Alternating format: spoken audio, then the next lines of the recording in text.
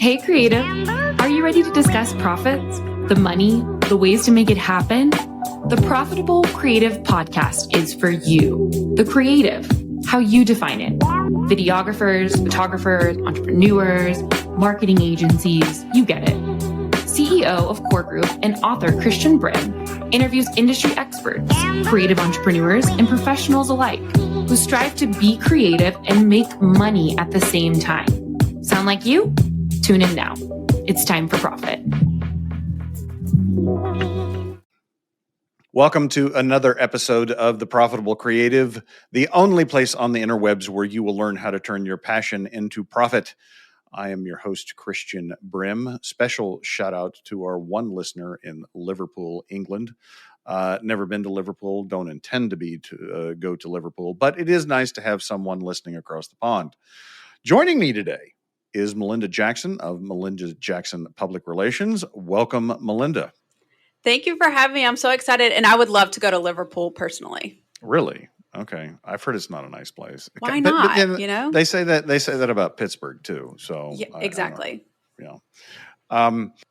So before we got on, I started a story. So you're from South Carolina, North Carolina. No, oh shit! Ooh, you cannot say South Carolina. I'm sorry. I probably insulted a lot of the listeners here. Okay, so you're from North Carolina, and I was commenting about your accent. And when I was young, I worked very diligently to not have an accent and to write in complete proper Queen's English because I did not want anybody to know that I was from Oklahoma because that came with a stigma. But I think accents are beautiful, and I love yours, so I'm glad you're on the show. Yeah. Now I'll stop talking. Go ahead. Yeah, I've never really tried to hide my accent. If anything, I have to code switch because people can't understand me. So I kind of go into professional mode. Like if I'm ordering at a fast food restaurant, especially even just ordering in general, I can't say oil. They can't understand me. So I have to say oil. I would love like olive oil or whatever. So sometimes I do have to code switch and speak really clearly. There's only two letters in that word. Oh. I also say oysters. Love it. I can't say oysters. Oysters. Yes. It's fine. Before we go completely off the rails, Melinda, this is what the people want. I know we're giving them to them. Tell us what you do and how you got here. Yeah. So I do public relations. I've been in PR for the last 15 years. I started, I started my career in Los Angeles. So I moved to LA with $500 and just whatever could fit in my Ford Escape, which is funny that I had a Ford Escape and literally drove it across campus or country and like left my family. So yeah, I moved to LA with $500 because I wanted to work in PR. And 15 years later, here I am.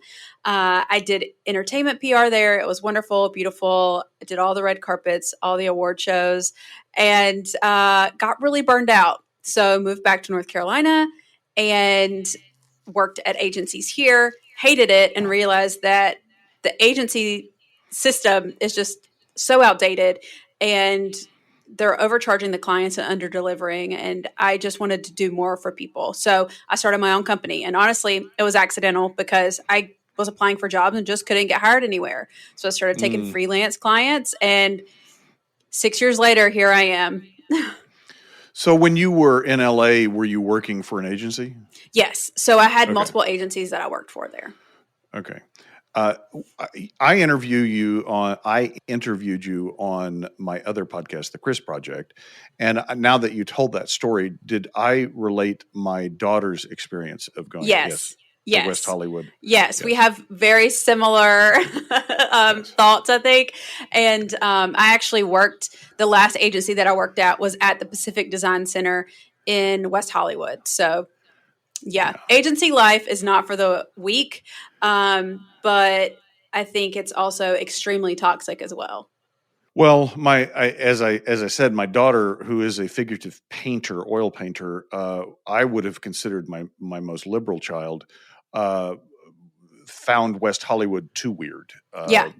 yeah, she said she was calling me one day and she's like, yeah, there's a homeless guy taking a shit in front of my apartment. And I'm like, oh, that's nice. Honestly, and I lived in actual Hollywood, so we called it the Hollywood. And now I look back at my Facebook memories, and every other day here's like an unhoused person pushing someone in a cart, and then it's actually very sad if you think about it, but I have a video of a naked man like spread eagle face down on Hollywood Boulevard screaming. And it's like so heartbreaking. But I took a video because I'm like, guys, this is what I see every day. So honestly, that has made me have like a weird warped sense of security, because I am not afraid when I go to New York or LA or Chicago now, because I'm like, well, nothing happened to me, but it's something weird to get used to. Yes. So I will try and get us back on track. Okay. So you accidentally became an entrepreneur, which I love. And so what was the tipping point in your mind where you're taking on these freelance clients and it's working, and then you're like, I'm not going to continue looking for a job? When was that, and what was your head like? Yeah. So I took on a freelance client when I was still at my agency, just because it was a favor for a friend, and I knew that it's nothing that the agency wanted. So I worked in an advertising agency. So they predominantly did advertising, marketing, and then I was one of the only PR people there. So I was kind of in an island by myself. And I just took on a freelance client, just helping this lady out, and it was like $500 a month. Like, it was nothing. And then she said that she had someone who was referred to her that really needed PR in North Carolina. And this lady was based out of DC. So she wasn't equipped to help them. So I was like, okay, sure. So they needed a full service PR plan. And I was like, well, I'll take her on. I'm just not going to say anything to my agency because I know they won't take her on for this little money anyway, but I can still make $1,500 from her. So that means I'll have $2,000 total. My rent is $1,000, which sounds insane at the time. So that covers my rent and my bills. So I could do this for myself. And I had put in my 2 weeks. Like, once I realized that, I kind of put in my 2 weeks at my job. And I told them, being the nice Christian Southern woman that I am, I'll freelance for you guys until you find somebody to replace me. But I'm very proud of myself. I put it in my own terms. I'm not coming into the office. I'm not going to be on Zooms with you every 5 minutes. You can't keep calling me all the time. I will work on this client, and that's it. And they said, okay, because otherwise the clients were going to walk if I left. So I worked at a reduced rate, and which I don't even think was even that much reduced from what I had. And then I just kept them as a freelance client until I had enough other clients to cover that cost. And that only took about 2 months. I love that. That's awesome. So you said that the agency model is dead. Yeah. And I'm going to pair that with another question, because it's always been kind of unclear in my head, and maybe you can clarify it. So you said the agency model is broken. Why do you say that? And what in your mind is the distinction between public relations and marketing? Okay. So I'll do the public relations and marketing first, because I'm going to go off on a tangent about agencies. So okay, that's fine. Marketing is a lot of stuff that I don't do. So for PR, it's really just helping a client get interviews, get podcast interviews like this, speaking gigs, and promoting those things. So I don't do social media for the client. I don't help them with promotional materials. I don't help them with like event planning and all these things that you would see as traditional marketing. For PR, I'm really just helping promote whatever they're doing. So if that's positioning them as a thought leader, we do that. If it's helping, if they're throwing an event, I can promote it all day, but I'm not necessarily going to help plan it. I'm not necessarily going to help make the swag that people get to take home or whatever. I am really, at the end of the day, just a connector. So I'm connecting them with the media. I'm connecting them with other brands that they can cross promote with or do a partnership with. I'm connecting them with influencers. That's really what I'm doing. Okay.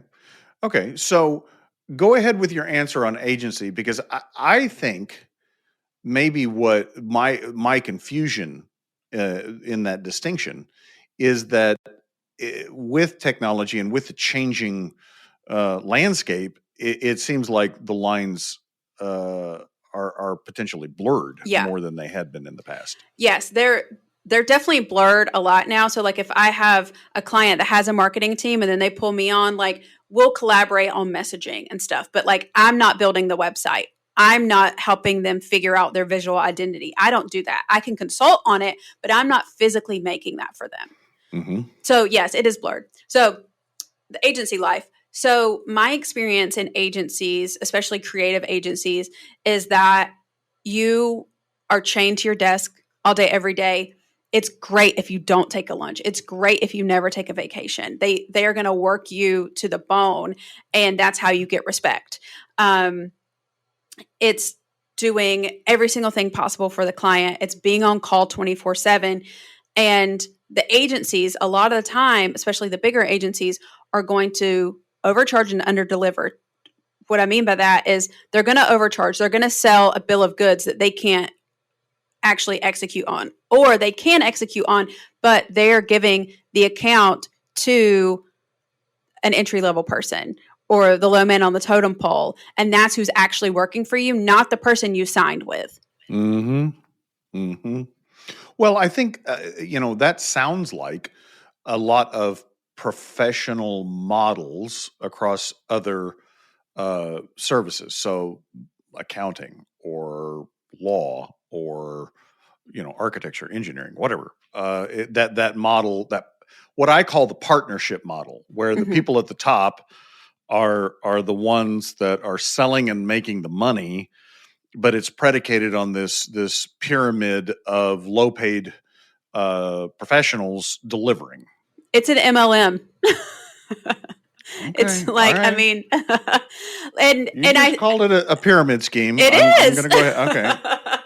No, I'm not saying every agency is like that. And there's a lot of really great agencies out there that really take care of their people. But I find that a lot of the agencies I work for, especially the bigger they were, that it was, you go in, you have this great interview, and it's like, we have culture, which that's a whole other thing. It's like, we have this great culture and we have lunch every Friday and we do this and we do happy hours and blah, blah, blah. And then once you start working there, that's not what you get. And you're getting all the grunt work. Your boss is never there. You never get to see them. They're all schmoozing people and bringing in new business, but then they get the commission off that. They get, all the money, and you're making $30,000 a year in Los Angeles when you could literally, I was eligible to apply for food stamps. Right. It was ridiculous. So I think the agency model can be fixed. I think it just needs to be more fair to people. And honestly, that's probably employment across the board. Well, it's interesting because I haven't seen this in the creative spaces, but the accounting industry is kind of going through a crisis because we don't have enough people coming out of school filling the bottom rungs anymore.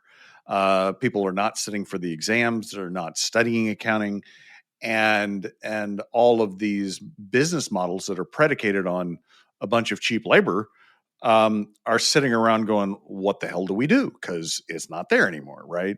And so a lot of them have outsourced to India, or Singapore for accounting, but it's not the same. And you definitely lose that cohesion as a company when you're operating across borders and time zones and languages and culture. But that's not the point of this. The reason why I asked that question, and I love your insights, is what you are now in charge. You're the entrepreneur. If you're going to build it, how would you do it differently? Yeah, so I don't have any full-time employees. I have freelancers that I pull from, and I have paid interns. And it was very important for me to pay my interns because, 15, 20 years ago, none of my internships were paid. I moved to LA. I couldn't find a job. I worked 3 unpaid internships while having about 5 part-time jobs. Like, no one should have to do that. And I don't think it's fair that people are getting free labor from college students just in the sake of experience. So I pay my interns. One thing that I did love at one agency that I was at, even if I was the low man on the totem pole, if I brought a new business, I got commission off that. And I got commission for the entirety of that person's contract. And that really motivated me to help grow the business as well. So I think it really is less about like, oh, let's have this like culture that plays ping pong every day and let's have happy hour on Fridays. And it's less of that and more of let's really get these people to invest in the business and feel like they actually can make a difference in this business and they can grow and hopefully one day move on and be competition. It's for me, I would much rather be a mentor and have my girls, it's normally girls that work for me, but have my girls go off and work at a massive sexist. agency. You are No, sexist. I'm not. I just called you out. No, I'm not. PR is predominantly women. So it's a lot of women that knock on my door for internships. But I am proud to say that in the 6 years that I've had a company and I've had interns who, all of which I paid, every single one of those women have gone on to work at a huge agency or a massive company as in-house PR, and they're doing better than me. And I love that. Like, that's what I want to see. I love that. I think my experience in that regard is, you talk about culture. And for a long time, I thought that was Silicon Valley and it was, free beer and ping pong, although I don't know that anybody really plays ping pong. No. And shuffleboard would have been better than ping pong in any case. And so I kind of resisted it as something that didn't apply to me being a small business, right? Like that doesn't apply. But what I came to understand was through implementing EOS, the employee entrepreneurial operating system, was that every business has a culture. It's just a question of whether you're being intentional or not. And the culture is the shared values. Like what do you agree are my colleague calls them rules of the game, which I think is an interesting way to phrase it. But in any case, there are some agreed upon values that everybody operates under, whether they're spoken or not. Like a lot of companies that say they don't have a culture, they do, but it's just the things that nobody talks about. Like, okay, you can't go talk to the boss about that because that's, they don't want to hear it. They're going to call you stupid or, whatever. And so once we started getting intentional about our culture, which happens, you're intentional about your culture is when you fire a client or an employee because they don't fit with your culture, not because they don't make you money, not because they're not productive, but because they're not a cultural fit. That's when you know that you have you're living into your values. It's interesting that you bring up values because I actually had a potential client call yesterday, and I think we're going to end up working together. But his whole specialty is going into organizations and figuring out what their values are and if what they're doing actually aligns with the values that they already had in place. And one example he gave me is that he went to this company and their values were like love and kindness. But really, when they hashed it all out, it was loyalty and commitment. And I'm like, if I saw that a company's like values were loyalty and commitment, I would say, okay, they're going to work me to death. I don't want to work there. And he's like, exactly. So these people, he gave them the option, either change your culture or change your values. They changed their values. They wouldn't change the culture.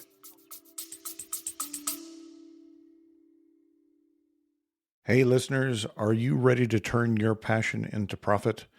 Then grab a copy of Profit First for Creatives, Click the link in the show notes to purchase a copy. And if you're not ready to make that full commitment, you can download a free copy of the first chapter. Check it out right now. Well, I mean, so that's an interesting point, because in EOS, when you define your values, they're not aspirational. They're what you identify in people that are already there. So it's not like Pollyanna, pie in the sky. This is the best characteristics of the people that you already have. So, if it's an exercise that starts with like, okay, if you're going to restart the company, who do you take along? Right. And you get a consensus of like, okay, these are the 3 or 4 people that we would have to bring along if we were going to restart. Okay, why did you pick them? And that is what you distill down into your values that are your values. Like they're there. If you're going to tell a company, well, change your culture, change your values, that's a heavy lift, because what you're in essence saying is you got to change people. Mm-hmm. Like you can't just start writing different words on the board and different posters. You got to change the people, because the culture is the people. Yeah. And it honestly reminds me a little bit of what I do with my clients too, of when we're trying to figure out, okay, their brand messaging. Mm-hmm. Most people that come to me, they don't know who their target audience is, and they have no clue what their brand messaging should be, and if it's actually marketing or speaking to their target audience. And Mm-hmm. when we figure that out, 9 times out of 10, whatever they have told me that they think that their like 3 brand words are that they can always check everything back to are absolutely not at all what we find once we start hashing things out. Yeah. Yes. And so it's kind of like this entrepreneurial delusion, which, is kind of the flip side of vision, is the delusion. So Mm-hmm. like entrepreneurs see vision, they see what's possible, which is great, but a lot of times it keeps us from seeing reality. Like, yeah, this is what you want it to be, but this is what it actually is. Yeah. And that lack of clarity caused me a lot of problems. And I've seen it cause a lot of problems for others. Okay, so starting out on your own, what were your biggest challenges operationally, financially, like marketing? What was your biggest challenge? I feel like a lot of it is coming to bite me in the ass now, 6 years later, because I'd never put processes in place. It was just me. I was just trying to get clients. And even today, like I would say 90% of my business is referrals, which is great. People just find me, word of mouth, social media, whatever. Amazing. But I was just at the beginning, just had to take anybody that I could get just to kind of build up my client roster. And that's fine. But I never put processes in place. Like I just kind of charged what people wanted to pay. And I didn't stick like to my guns in terms of retainers, because what I do is retainer based. And I was letting people just do month to month if they wanted to. And that was kind of like making things all over the place financially for me, when I should have made them agree to at least a 3-month contract. So yeah, I didn't know what the fuck I was doing, honestly. Yes. And that's okay, because it worked out. And thankfully PR is very low overhead. As long as I have my laptop and Wi-Fi, I could do what I needed to do and I could figure it out. It wasn't that I wasn't doing a good job. It's just I had no clue about the business stuff. Yeah, you mentioned processes, and there are processes potentially for everything, right? But we usually don't look at those until there's a problem, right? We don't do it proactively. Mm-hmm. So like you run into a problem where there's no cash in the bank, and you say, well, you know what? I need to get my finances in order. And so I start putting in processes like Profit First, or you hire an accountant or whatever. Or operationally, you realize you've got too much work. I can't get it all done, and then you start putting some processes so that you can potentially delegate to others. And, it's much better if you approach those processes, which most creatives, the word is an anathema to them. They hate the idea. But, putting those processes in proactively keeps it from biting in the butt, as you put it. Yeah. So sorry, I'm cussing a lot, but yeah, no, that's fine. Fuck it. Yeah. Let's who cares? cuss. But yeah, that's really something I'm feeling now. And I'm like, okay, it's time to shit or get off the pot. I got to do some processes. And, I'm a part of a mastermind, and they're kind of helping me put that stuff together and figure out, okay, if I'm going to scale, what does that look like? And I'm not the girl boss that wants to have $1 million. I don't need $1 million. I don't care. I want enough money that I can invest and have some like investment properties and have that residual income. And then I just want to be able to have fun and travel and live my life comfortably. I don't need $1 million. So right now I'm really trying to set up things in a way so I can have that life. I think that's, I think that is, what you've just said was uber critical that people hear, because I think a lot of entrepreneurs, myself included, get into a situation where others are setting our expectations for us, right? And that might, for me, for a long time, it was my peers. Initially it was the people that were in my franchise network, and I would look at the largest franchise and I'm like, I want to be that big, right? But then when I got out of the franchise network and moved into entrepreneurs organization, and I saw all of these entrepreneurs in different industries that were 10 times the size I was, and profit, and like, I let that drive my goal. And if you're not careful, you end up in a place where I was, where you're chasing somebody else's dream, right? And you're not going to be happy doing that. Exactly. Yeah.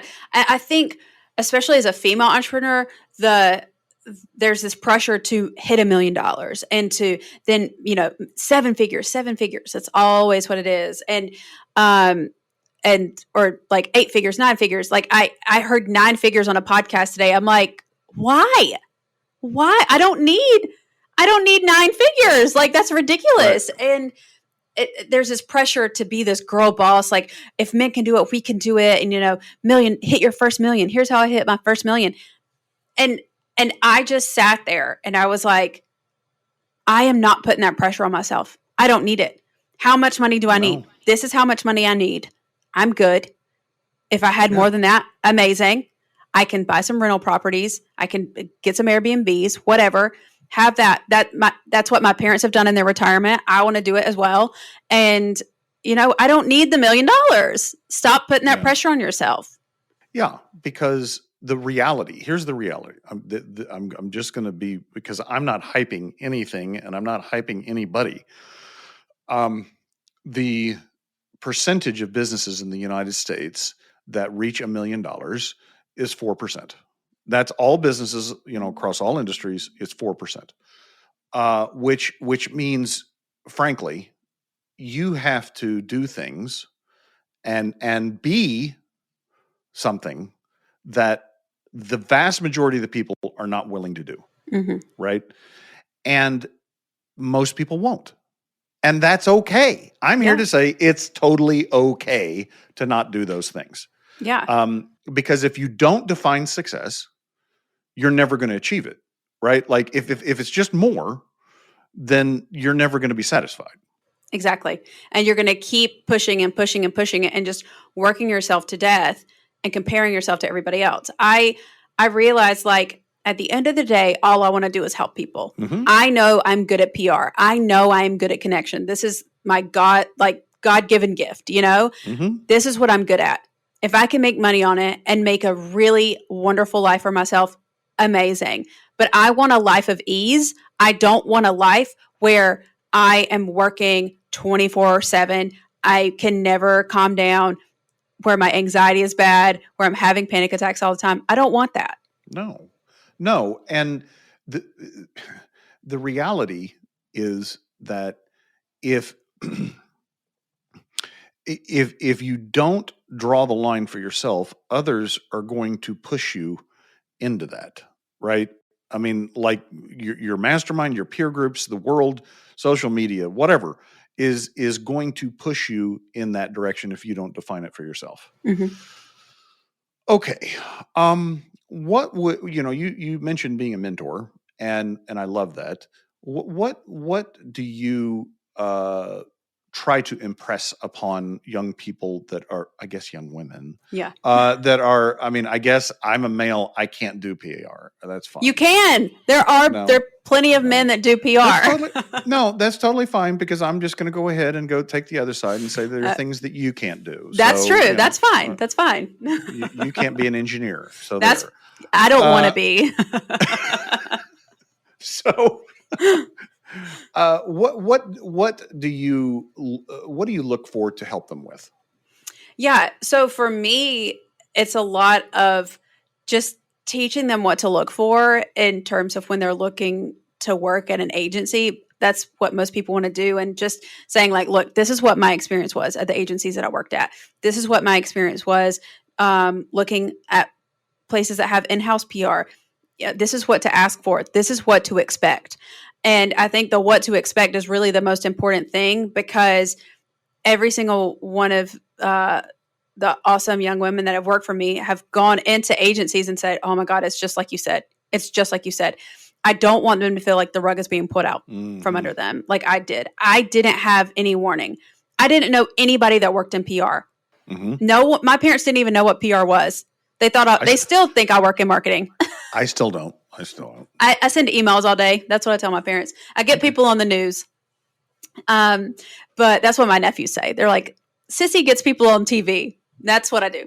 But yeah, I think that's the most important thing to me, is really just like truly preparing them for what the real world is going to be like, and juggling those schedules and what to expect, what to ask for, and just kind of knowing what's going to be asked of them as well. Helping set expectations. Yes. Yeah, I think that's important. Yes, because as a young person, you don't know. You don't know what you don't know.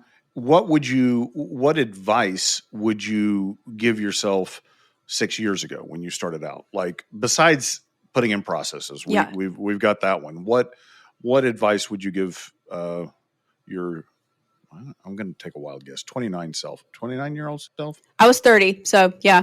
Okay, close enough. Good. Right. Or I just turned 30. I would tell myself that just to like stick to your guns in terms of your fees. Like, people, especially being a female and, at the time being a freelancer, people will run all over you in terms of fees. And I was desperate, and I was in that lack mentality of, I just got to get money. I just got to get money. To just know the money's going to come, you have to say no to the low paying clients, because they are going to ask you for the world, and you're going to want to deliver it. So to just really stick to my guns in terms of my fees. I think that is very sound advice. And I think it's sound advice throughout your journey, because what I have found is that the ones that, I don't know if it's intentional or not, like they set out to do this, but it is the ones that want the lowest fees are the most demanding. Yes, always. And I think it's actually a reflection of the fact that they don't see value in what you do. If they were willing to pay more, they would understand the value. But because they don't understand the value you bring. And so they just want more because they're not getting enough, right? Yes. And I always tell people this. I've had $10,000 a month retainer clients, and they paid the invoice the second I send it. They never asked any questions. They were happy with whatever I got them. If we didn't get anything for a month, they were like, okay, well, we know how PR goes. It's fine. Because that's what happens sometimes. But the people that pay $1,000 are the ones that are like, okay, why am I not on Good Morning America yet? How come you haven't got me on the cover of the New York Times? She's in Forbes. How come I'm not in Forbes? Did you tell them that they had a face for radio? No, my boyfriend works in radio, so that's wonderful. Oh, so We hear that all the time. He's ugly? Is that what you're saying? No, he's not ugly. Okay. All right. I have a face for radio too, so I'm no uggos here. Not going to cast stones. Not going to cast stones. Yeah, and I think that most entrepreneurs starting out have that fear of charging what they're worth. I think some of it comes from lack of experience, that they feel they can't justify that fee. But as I've mentioned many times on this show, it starts with understanding the value you bring. Like to the problem that you are solving for your customer or your client, what is the value to them of that problem? And your solution should be priced accordingly. If you're giving somebody $1 million worth of publicity, they shouldn't have any problem paying $100,000 for it. Mm-hmm. Exactly. Right. And that's something that's kind of hard too, because PR is not this tangible thing all the time. Again, I'm sending emails. Okay.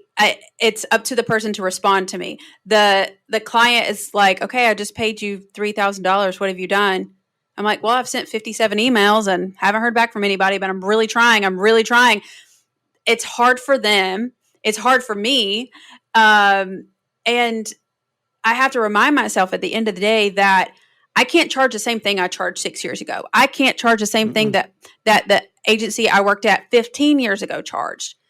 I have a Grammy. I have an Emmy. I did that shit myself. I helped my clients win those. Yes. So that gives me some accolades. I have tons of industry awards. I just applied for a lot of other industry awards. Hopefully I win. We're going to manifest that. But I can up my fees. I have every right to do so. So why haven't you? Because I need therapy. No, I'm trying. I'm working on it. The thing is, again, and I'm sure you get this and other listeners will get this, is like when you just love what you do and you know it's your purpose, it's hard to charge for that sometimes. And when you just want to help people, yes, if they come to you and you're like, I have $3, but I really believe in this and I really need help. You want to help them.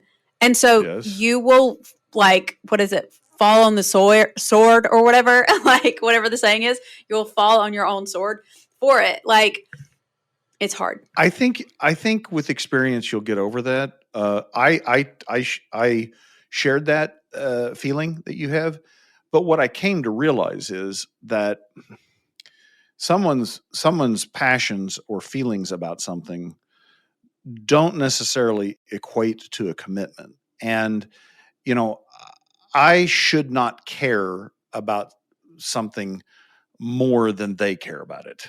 Which is what happens a lot, especially in PR, especially in what I do. And like, if you're not going to do the work that you need to do, there's no reason for me to do the work you want me to do. Like, this isn't like me fixing your problem for you. This isn't me doing something that you can't do for yourself. I mean, you have to do for yourself first before I can help you. Yeah. And once I got over that, then it's easier to say no. I mean, I had this friend of mine that was trying to launch a product, and he's my age. He's not young, but he's an engineer by trade. I bag on engineers a lot, and really had trouble just doing anything. He just thought a lot, right? And so he was in love with the process of thinking about this product and thinking about the business. And I met with him and I said, okay, here's your homework.